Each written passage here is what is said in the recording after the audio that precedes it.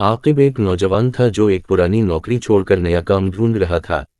ایک دن اسے ایک پراپرٹی ایجنٹ نے بتایا کہ شہر کے مضافات میں ایک پرانا بڑا گھر خالی ہے جہاں وہ سستے کرائے پر رہ سکتا ہے۔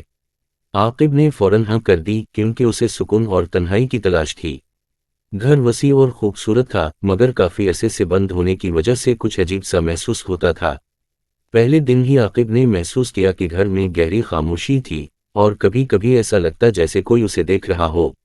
ایک رات عاقب کتاب پڑھ رہا تھا کہ اچانک اسے چھت پر دستک کی آواز سنائی دی۔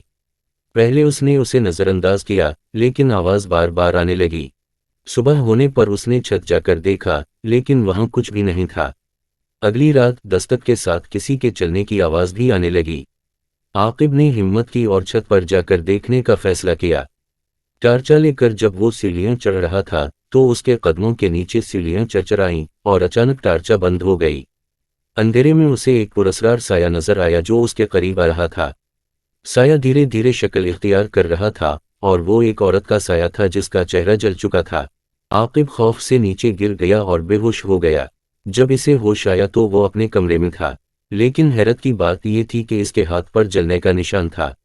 بعد میں پراپرٹی ایجنٹ نے بتایا کہ کئی سال پہلے اس گھر میں آگ لگی تھی اور ایک عورت چھت پر پھنس گئی تھی جو کبھی واپس نہ آ سکی۔ کچھ کہانیاں جو سنی سنائی لگتی ہیں حقیقت میں زیادہ خوفناک ہو سکتی ہیں۔